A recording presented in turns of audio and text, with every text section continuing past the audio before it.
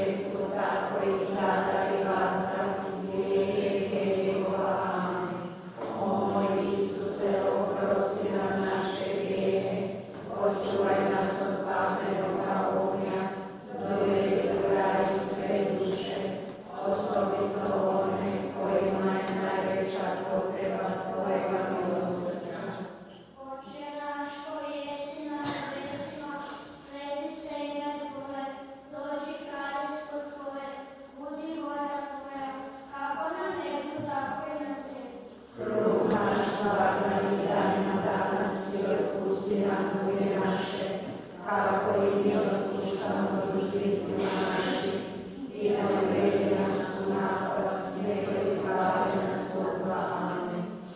Zdravo Mario, milosti puna, Gospodin s tobom, blagoslovljena ti među ženama i blagoslovljen plod utrobe tvoje, Isus, koga si djevice u hramu prikazala.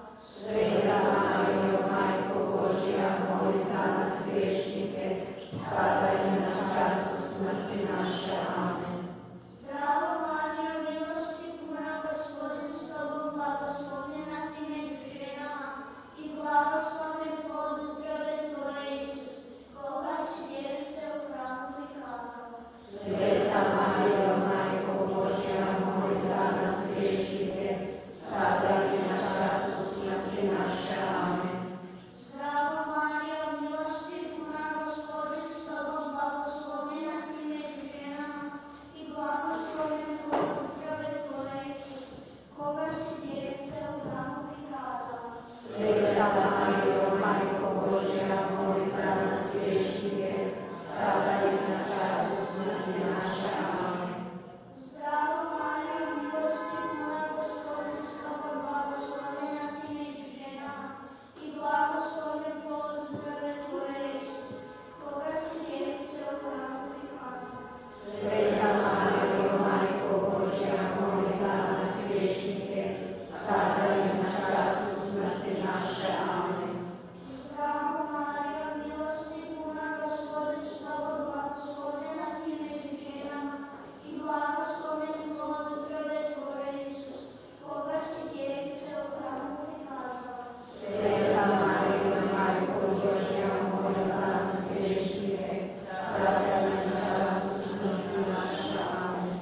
Zdravo Mario, milosti puna, Gospodin s tobom, blagoslovljena ti među ženama i blagoslovljen plod utrobe tvoje, Isus, koga si djevice u hramu prikazala. Sveta Marijo, Majko Božja, moli za nas griješnike, sada i na času smrti naše. Amen. Zdravo Mario, milosti puna, Gospodin s tobom, blagoslovljena ti među ženama i blagoslovljen plod utrobe tvoje, Isus, koga si djevice u hramu prikazala. Sveta Marijo, Majko Božja, moli za nas griješnike, sada i na času smrti naše. Amen. Zdravo Mario, milosti puna, Gospodin s tobom, blagoslovljena ti među ženama i blagoslovljen plod utrobe tvoje, Isus, koga si djevice u hramu prikazala. Sveta Marijo, Majko Božja, moli za nas griješnike, sada i na času smrti naše. Amen. Zdravo Mario, milosti puna, Gospodin s tobom, blagoslovljena ti među ženama i blagoslovljen plod utrobe tvoje, Isus, koga si djevice u hramu prikazala. Sveta Marijo, Majko Božja, moli za nas griješnike, sada i na času smrti naše. Amen. Zdravo Mario, milosti puna, Gospodin s tobom, blagoslovljena ti među ženama i blagoslovljen plod utrobe tvoje, Isus, koga si djevice u hramu prikazala. Sveta Marijo, Majko Božja, moli za nas griješnike, sada i na času smrti naše. Amen. Slava Otcu i Sinu i Duhu Svetom, Kako bijaše na početku, tako i sada i vazda, i u vijeke vjekova. Amen. O moj Isuse, oprosti nam naše grijehe, očuvaj nas od vatrenog ognja, dovedi do raja sve duše, osobito one kojima je najveća potreba Tvojega milosti.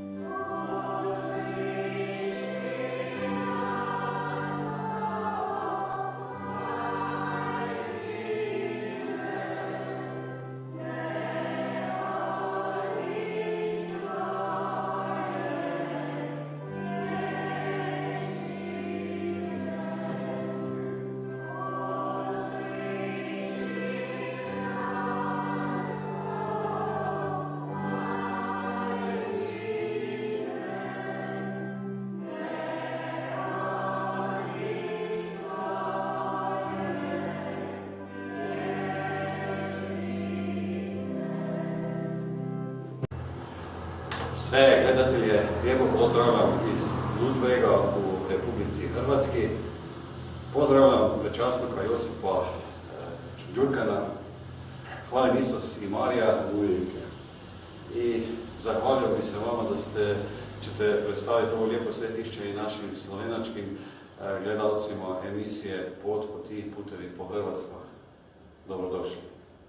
Prisrčni pozdrav svim gledateljima televizije Maribor, što ste se zainteresirali za ovo naše jedinstveno svetište, jedinstveno u Hrvatskoj i u ovom kraju, euharistijsko svetište. Ja mislim da će biti zanimljivo, zato ćemo odmah početi ovu emisiju koja će biti vrlo lijepa i bogata. I na početku bih vas molio da će našim gledateljima emisije Pot po ti kratko predstavite. Evo, javljam se iz euharistijskog prošteništa predragocjene krvi Isusove u Ludbregu, u Hrvatskoj. Među mnogobrojnim prošteništima marijanskim, puna je i Slovenija i Hrvatska, i svetačkim, ovo je jedinstveno proštenište koje ima za subjekt čašćenja osobu Isusa Krista. Dakle, ne nekog sveca, ni Majke Božje, nego osobu Isusa Krista. I zato je ono vrlo značajno za čitav ovaj naš kraj. I tako je bilo kroz povijest, tako je i sada. Evo, i Sin Božji Isus Krist i njegova prolivana krv koja nam donosi spasenje. Možda na početku gdje se nalazi svetište Ludbreg, kako bi naši gledatelji mogli doći kod vas, ili iz Slovenije ili Hrvatske, zato bi vas zamolio. Evo, svetište Ludbreg nalazi se u Gornjoj Podravini, 23 km od Varaždina. Najkraći put koji bi Slovenija doveo hodočasnike u Umu jest preko, dakle, od Ormoža, preko Varaždina do Ludbrega ili od Lendave, morskog središća Čakovca do Ludbrega. To je tak, 3 ure puta. 45 minuta.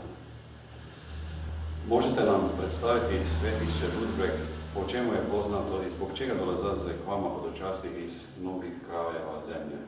Ludbreško, to proštenište, naše svetište predragocjene krvi Isusove, nastalo je početkom 15. stoljeća.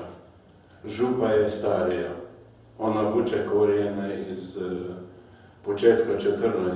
stoljeća, jer se spominje u prvom popisu župa Zagrebačke biskupije 1334. godine, kao već cvatuća crkva Presvetoga Trojstva. I današnja naša crkva posvećena je Presvetom Trojstvu i vuče korijene, dakle, tamo iz konca 13. vijeka, jer je građena u gotskom slogu. No, proštenište započinje nakon euharistijskog čuda, koje se dogodilo 1411. godine, svećeniku koji je slavio svetu misu. A to je bilo vrijeme spremanja humanizma, renesanse, reformacije i tako dalje, kada su mnoge istine, općenito, a osobito vjerske istine, a najviše ova euharistijska prisutnost Isusova, stavljene u pitanje. Tako je i tog svećenika, bit će da je bio župnik i ono ove župe, obuzela sumnja. I dok je slavio euharistiju, za vrijeme kada svećenik lomi prilikom svetu hostiju u 3 dijela, jedan dio stavlja u kale sa posvećenim vinom, u taj trenutak ova sumnja je došla do kulminacije i on je posumnjao da li je sad istina da je tu pred njim sad pravo Isusovo tijelo i prava krv, ili je obično vino i običan kruh. Onda je iz kaleža provela prava pravcata krv. Sigurno da se svećenik prepao, i zbog toga što je evo kao sumnjivac, kao takav, ali i zbog samog događaja. I on je to dao pobrati, sabrao u posudu i zazidao u zid. I šutio o tome dugi niz godina.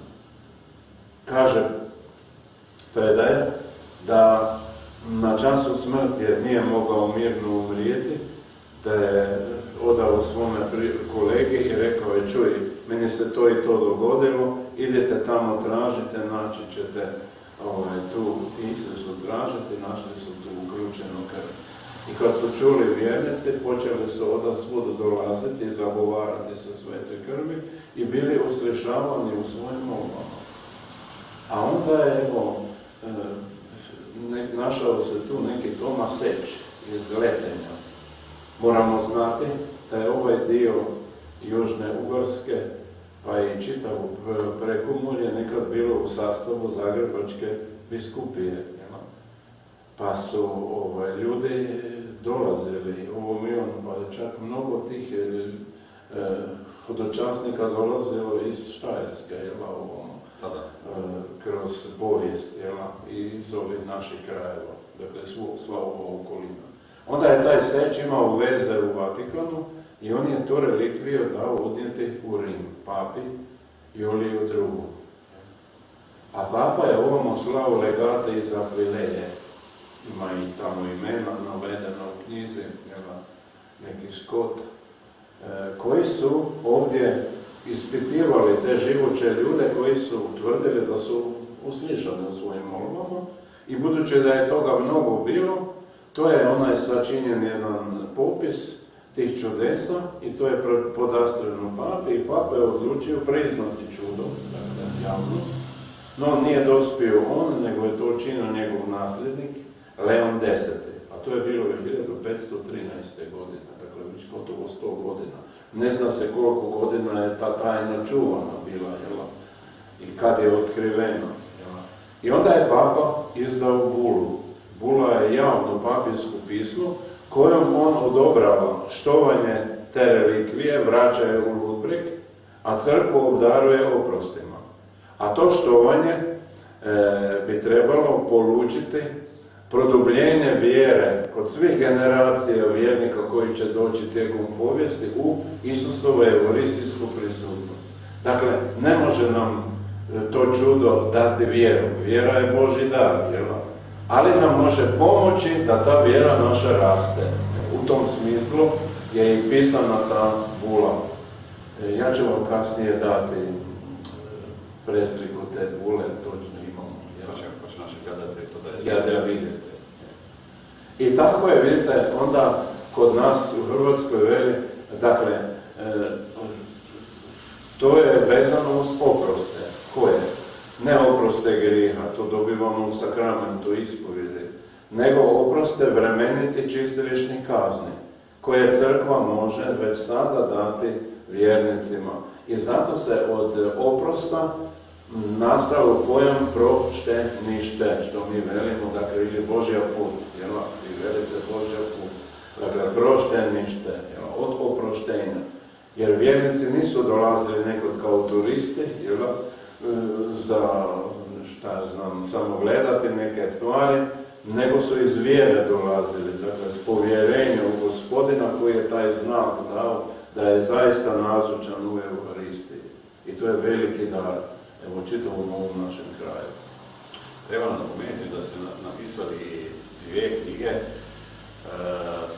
pa bih vas molio da ih naši gledatelji vam kratko predstavite. Evo, ovo je knjiga, dakle, Euharistijsko proštenište, predragocjena krv Isusove vodič, kratka povijest i sve ono što se događalo, osobito ovih godina nakon dolaska demokracije, kada smo izišli iz kruga crkvenog cinktora, jer ovi nisu dozvoljavali, osobito komunisti, da se to širi.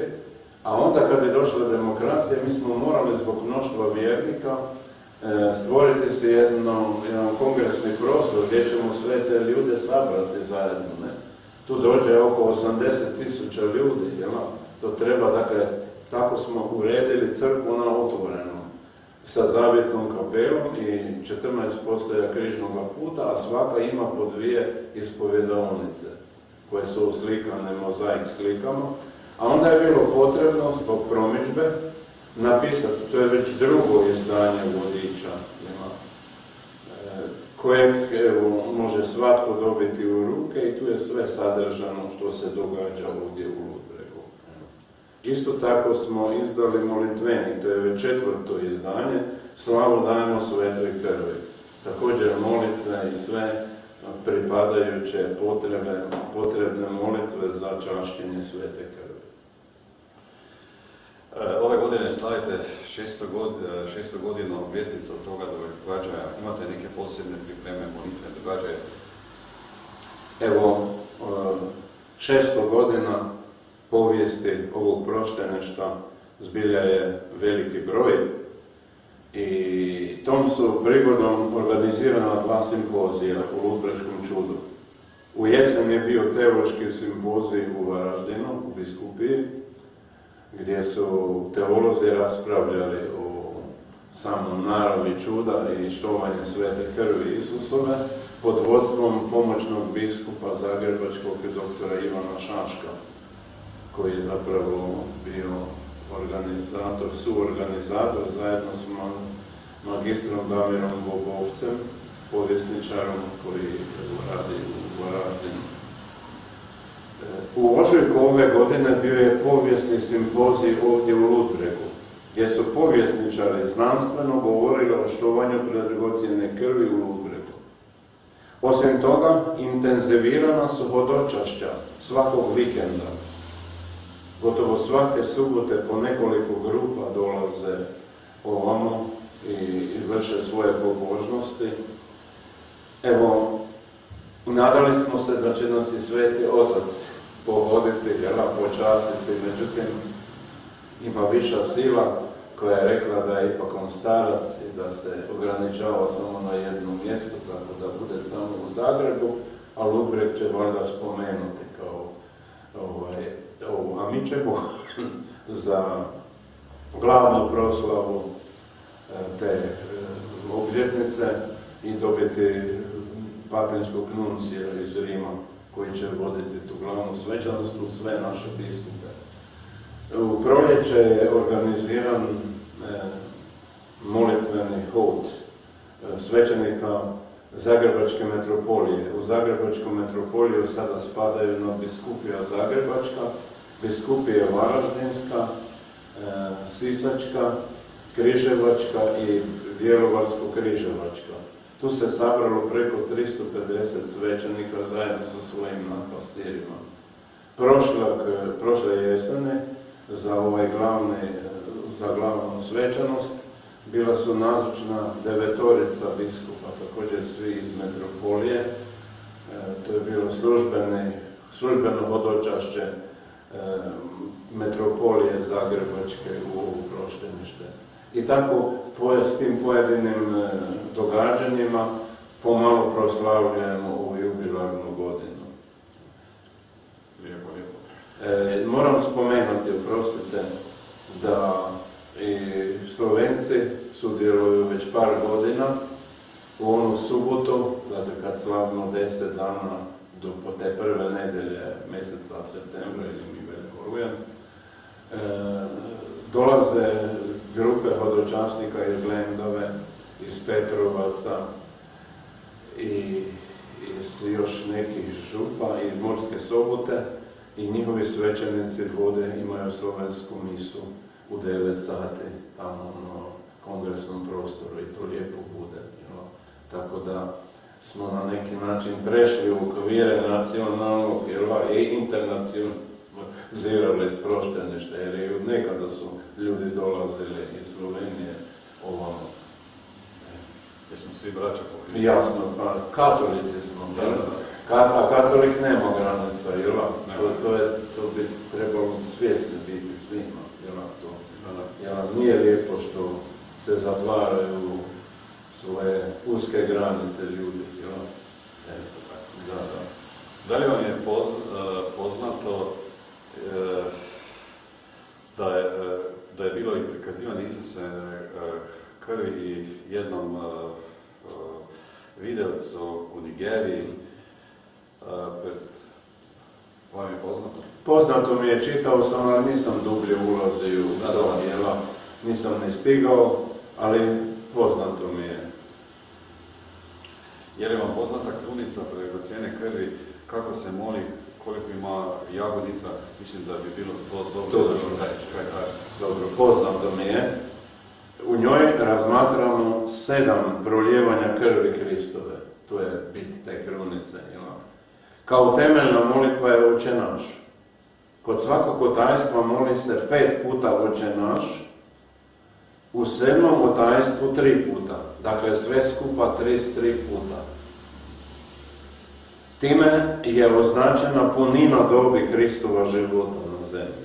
Sveti Gašpar preporučivao je članovima molitvenih zajednica da u nedostatku vremena izmole svakog dana barem 7 puta slava Otcu i Sinu i Duhu Svetom u čast 7 prolijevanja Kristove krvi. To je smisao te molitve. Kakav je otisak imate učešćenje Isusove dragocjene krvi među vjernicima danas? Imate otisak da je danas štovatelja više ili manje? Ja mogu kazati da sam 2 puta bio u ovom lijepom svetišću i sve gledatelje popovabio na hodočašće i svak ko želi da posjeti ovo hodočašće čuti unutarnji mir, sabranost. Imam izvrstan dojam. Ovdje radim pastoralno 25 godina. Dakle, sve ovo što smo stvarali kroz te godine, to je ovo što se sada vidi. Došao sam samo na golu crkvu i relikviju, drugog ničeg nije bilo. To je sad sve trebalo, nije bilo ni uvjeta, da se to stvore, a posle su dozrele situacije, Gradio sam proštenište, pisao pozive župama za dolazak hodočasnika, oplemenjivao događanja, iz godine u godinu sve je veći broj hodočasnika, tako da postoji problem kako ih duhovno poslužiti. Jer prometno sredstvo omogućuje ljudima da brzo dođu, ali onda na jednom se mnoštvo stvori. Nemoguće je pronaći toliko ispovjednika. Imamo 40-ak svećenika koji ispovjedaju, ali to je minimum za to mnoštvo. Tako da većina može se nahraniti samo Božjom riječju. A svetoj pričasti jedna manjina pristupiti. Prilik hodočasnika je veliki, osobito ona 3 dana. Mi zovemo to Sveta nedelja, to je prva nedelja mjeseca septembra.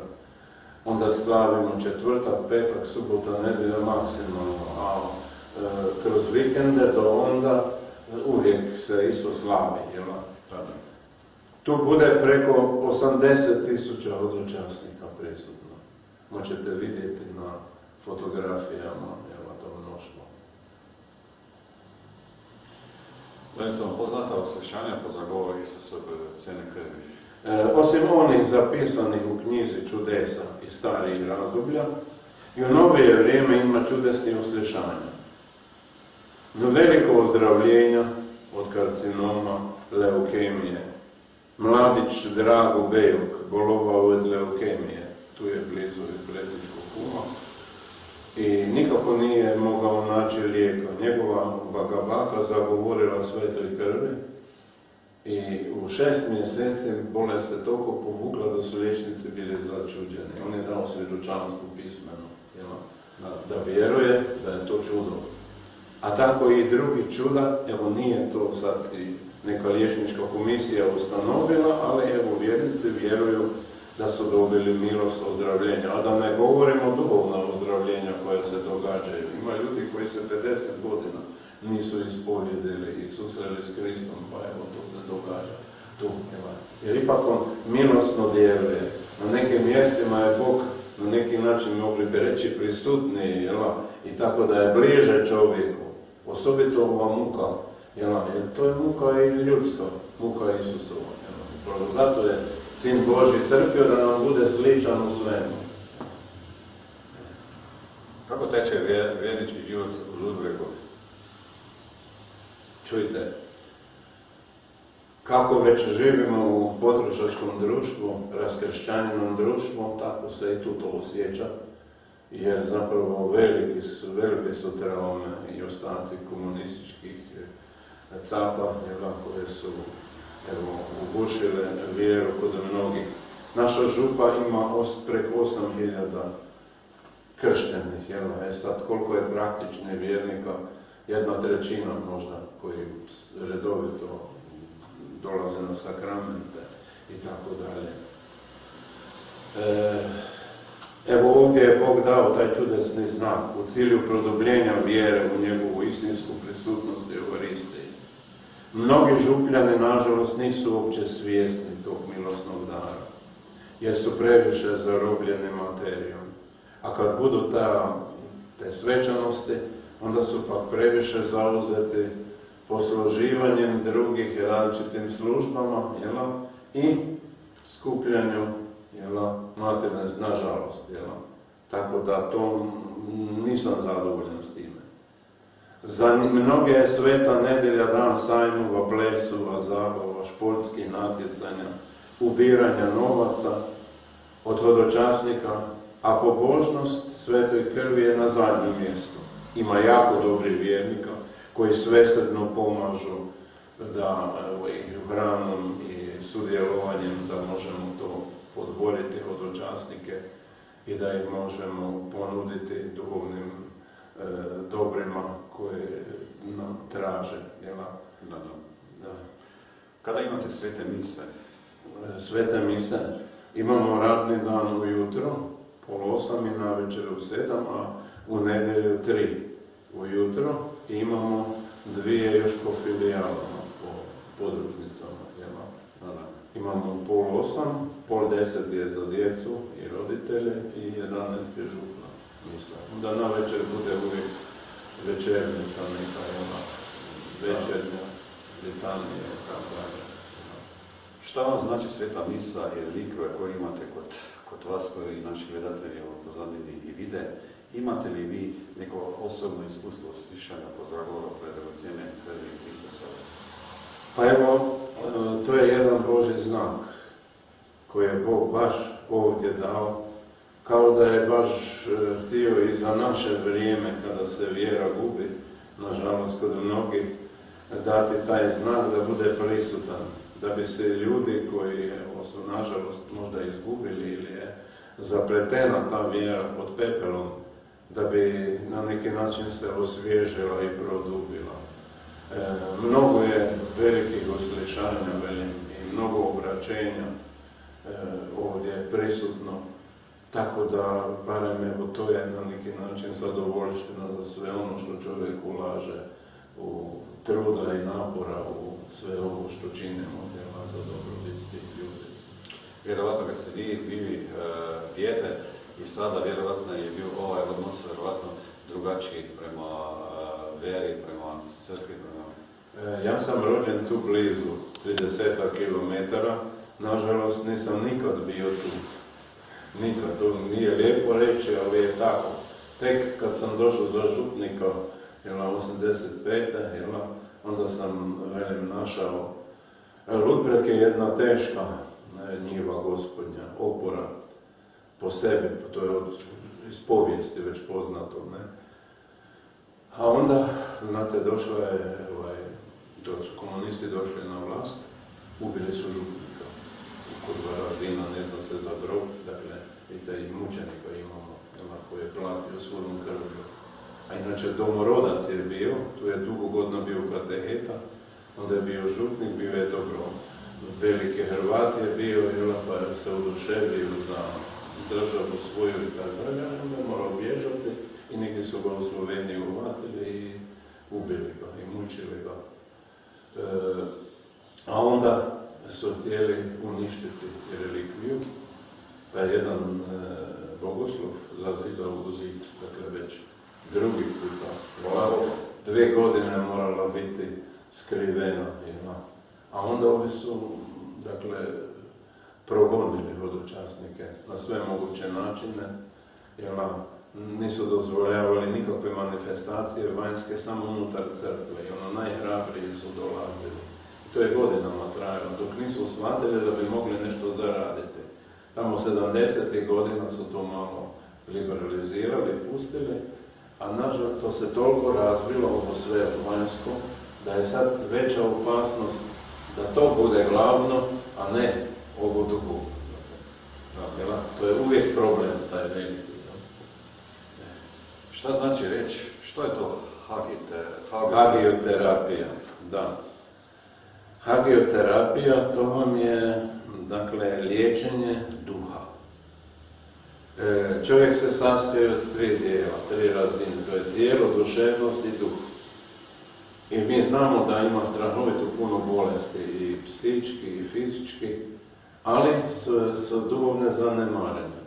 Profesor dr. Ivančić je, evo, osnovao tu granu hagioterapije da liječi duh čovjeku, da kompletnog čovjeka on da liječi. I to je on čitavog sebe, sve svoje sposobnosti dao u to i napisao je knjige. I evo, nije možda bez Božjega prsta što je grad poklonio zemljište ovdje gdje će oni graditi svoj centar, međunarodni centar te hagioterapije, gdje će se školovati voditelji, ali i dolaziti hodočasnici povezano uz proštenište svakako.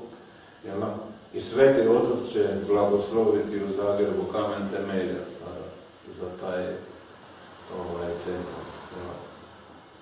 Evo, to se na veliko razvija po svim krajevima i upravo su danas ovi hodočasnici koji su ovdje nazočni su djelatnici te hagioterapije iz Zagreba. Zato što ovo vrijeme čovjek traži više duhovnog hrana, ali više... Ali sve bolesti veli zapravo idu od potiskivanja duha, jer je duh zanemaren. I sad on je dao sad naglasak da izliječenje najprije duha, onda ostalo. Hvala da ste ovo razložili i našim gledatelji jednim njime. Od udruge koje je održan teološki simpozij u čašćenju Kristusove krvi. Da li nam možete nešto više reći o tome? Čujte, teološki simpozij održan je u Varaždinu u proljeće. I već sam nešto rekao o tome. Iscrpno ima na internetu po kojem je naše proštenište na veliko otvorilo prozor u svijet. Razumije se da su teolozi svaki sa svog kuta gledišta i egzegete i drugi to osvjetljavali. Nije to, teško je, to je velika tajna naša, Euharistija, teško je to do kraja izreći, možda i nezvatljivo do kraja. Tako da svakako je pozitivan jedan stav su imali prema tome čašćenju svete krvi Isusove ovdje u Ogrebu. Toliko bi ja mogu sada, ne mogu stručno sad se upuštati u stručne analize. To nije mi namjerno emisije da na jednej strani predstavljamo ono svetište. Kako mladi, kako družina, porodica gleda na ovo čašćenje? Mislite ovako... kompletno, da. Mladi? Da. Pa čujte, imamo uvijek grupe mladih koji rado se odazivaju u te akcije, u manifestacije i tako. Imamo molitvene skupina tu po mjestima, po samom mjestu, koje imaju naslov skupina krvi Isusove. Njih duhovno vode misionari krvi Isusove iz Zagreba. Oni često dolaze tu. Čuli ste možda o njima. Spadaju u Poljsku provinciju, ali ima već nekoliko Hrvata. I časni se stara klenateljica krvi Isusove. One su nekoć još u 19. stoljeću došle u Bosnu, u Banja Luku. Onda su se proširile diljem Hrvatske. Sada rade tu u našem svećeničkom domu u Varaždinu i imaju veliki samostalnu Ivanicu. I onda uvijek budu prisutne. Evo, upravo prošle nedelje imali su hodočašće molitvene skupine iz čitave Hrvatske, preko 2000 ljudi bilo tu prisutno. Tako da se to širi, ta pobožnost Svetoj krvi.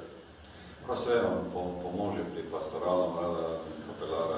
Kapelani i 3 časne sestre su tu, pa imamo katehistice, kateheta, oni u školi rade, jedna sestra je u školi i 2 kateheta.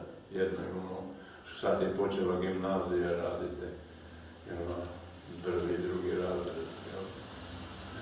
I onda imamo župski, vjeronauk smo zadržali, jel? Jer vidimo da škola ne daje ono što bi trebalo sve, jel? Daje ona informacije, ali ne. Da, vidite, pa se treba vezati ljude i u crkvu, jel? Zato čuvati to treba. Jel? Nije dobro to pustiti. Jel? Što bi na kraju mislili preporučili našim gledateljima? Evo, dragi gledatelji, braćo i sestre, mi živimo u raskršćanjenom svijetu i društvu koje tone u materializam, sebičnost, samodopadnost, oholost. Pogoduje se pojedincima i savjetuje, neka samo troše svoj život. Postoji jedna pjesma kod nas: uzmi sve što ti život pruža, danas i cvijet, sutra uvela ruža. Dakle, nešto najcrnijeg što može se čovjeku nuditi. Jel?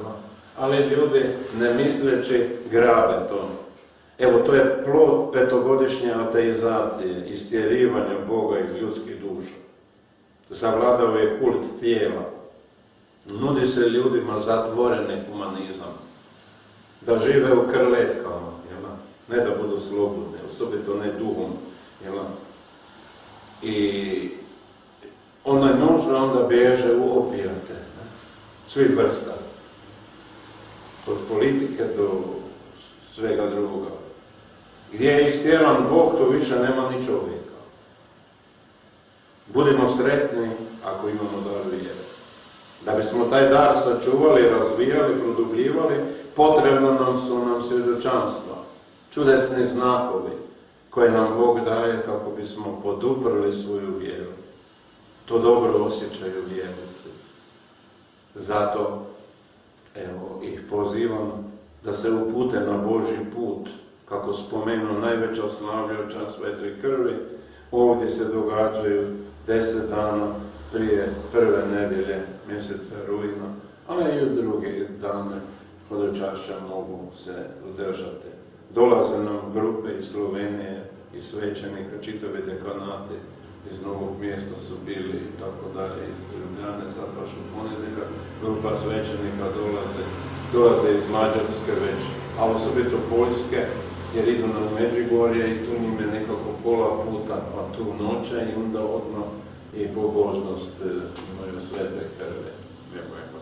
Ja bih se vam iz srca zahvalio za razgovor, zato što se ovo svetište predstavljaju našim gledateljima emisije Pod poti i vam želim obilje Božjeg blagoslova. Hvala Isusu Mariju. Hvala lijepa i vama. Svako dobro svima gledateljima. Vas gledatelji pa molim da posjetite ovo lijepo svetište s Bogom i doviđenja. Hvala Isusu Mariju.